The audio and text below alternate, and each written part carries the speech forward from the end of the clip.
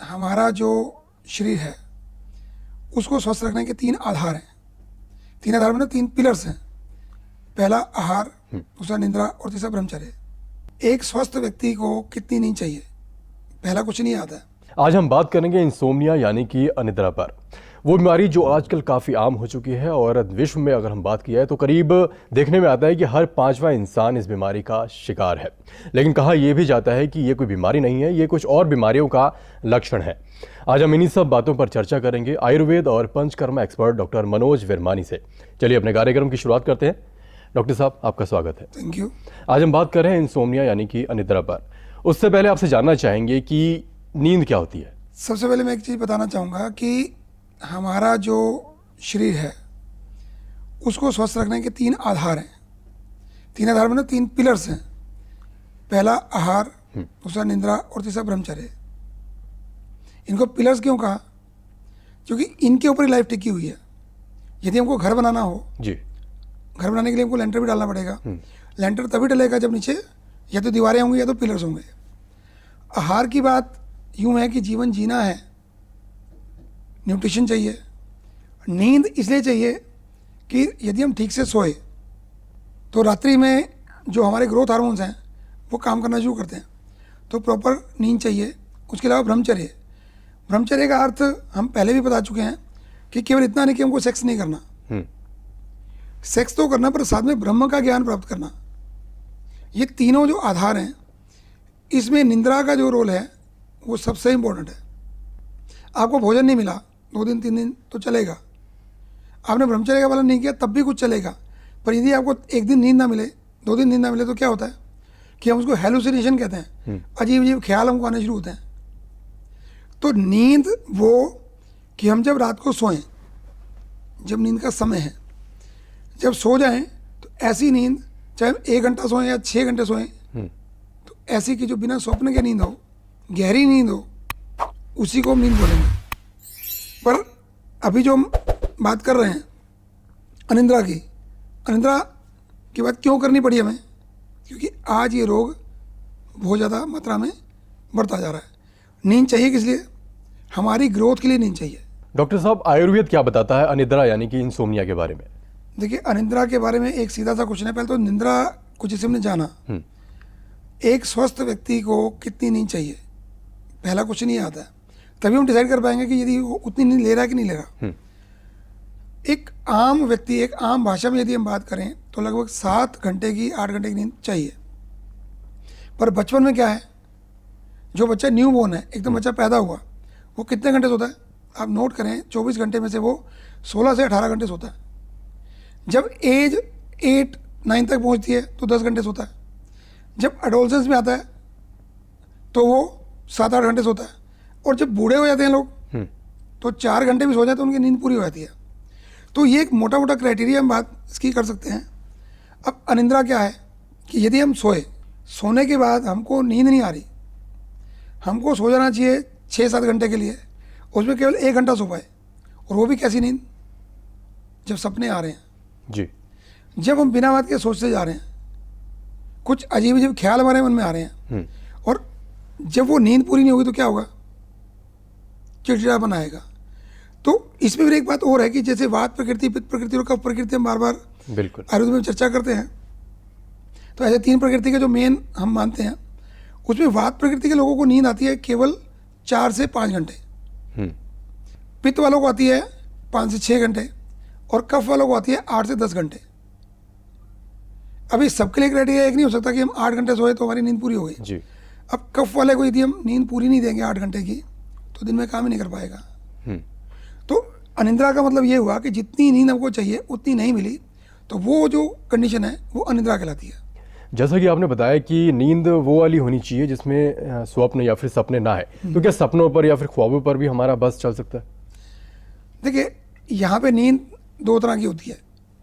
एक होती है जिसको हम डीप स्लीप बोलते हैं, गहरी नींद, और दूसरी होती है जिसमें हमारी आईज लगातार मूवमेंट कर देती हैं जी, रैपिड आई मूवमेंट स्लीप उसको हम बोलते हैं। तो उसमें मतलब क्या है कि कोई भी व्यक्ति लगातार 8 घंटे या 6 घंटे साउंड स्लीप नहीं सो सकता। ये बायोलॉजिकल में बात कर रहा हूँ। उसमें क्या है कि यदि 4 घंटे की नींद गहरी सो गए और बाद में 2 घंटे की नींद थोड़ी सपनों वाली भी आई तो कोई दिक्कत नहीं है, पर वो 4 घंटे में जो रेस्ट मिला उससे हमारे जो हार्मोन्स ग्रोथ के चलने थे वो पूरे हो गए।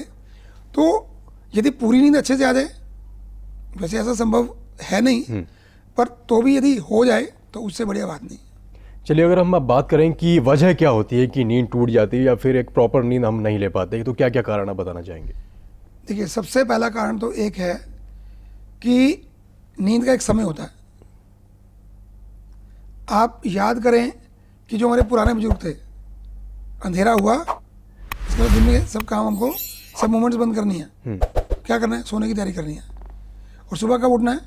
जब मुर्गा बांग देगा या चिड़िया चहचहाएगी, मौसम में हल्की सी कहीं हलचल हुई पक्षियों की, तो हमको उठना है। अभी हम क्या कर रहे हैं? 24 घंटे हम काम करते हैं जी। चाहे वो फिजिकल करते हैं चाहे वो मेंटल करते हैं।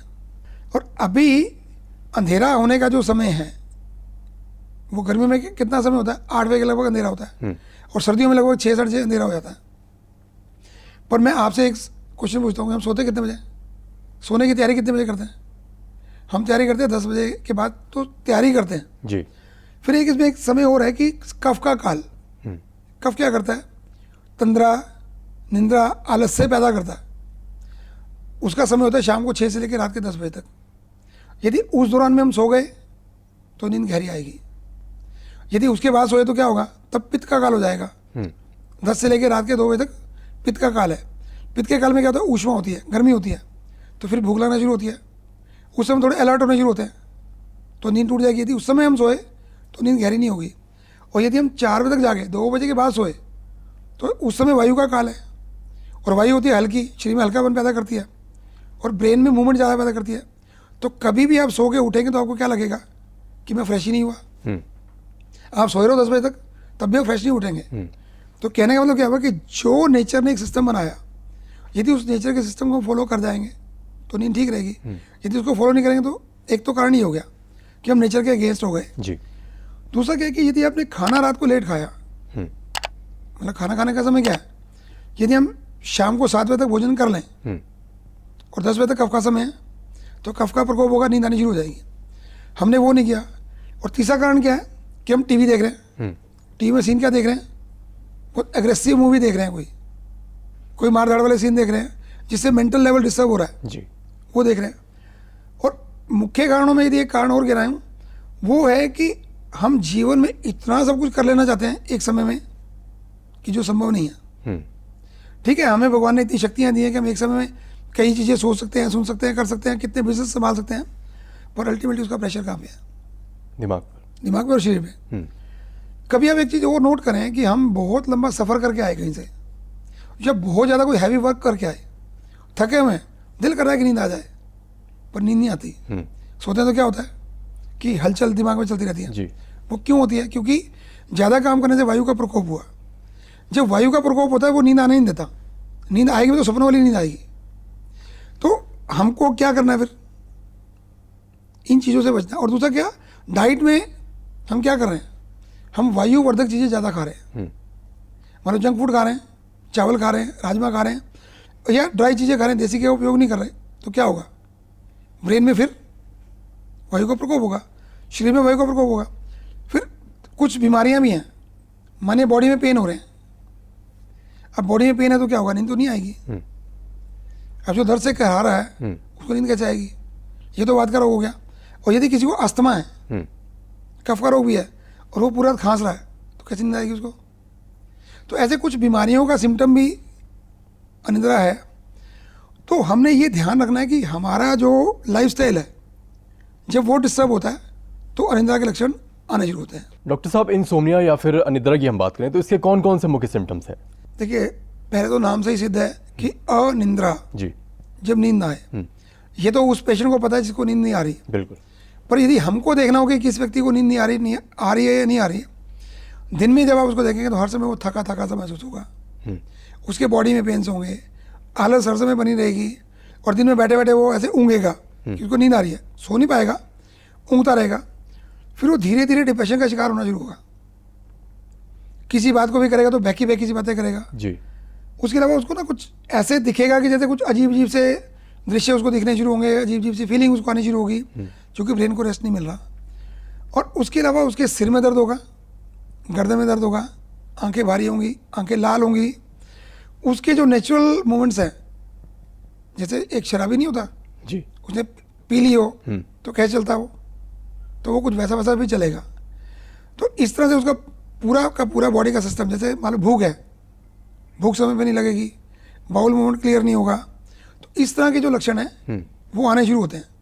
तो हमको समझ लेना चाहिए कि भाई जैसे अपने ऑफिस में मानो कोई है, हम उससे बात कर रहे हैं, वो हमें जवाब ही नहीं दे रहा, हम उसको कुछ कहना चाह रहे हैं, वो रिप्लाई नहीं कर रहा या उसको रिस्पॉन्स नहीं कर रहा, तो इट मीन्स क्या है कि उसको रात को नींद नहीं आई। तो इस तरह के लक्षण कॉमनली देखने में आते हैं।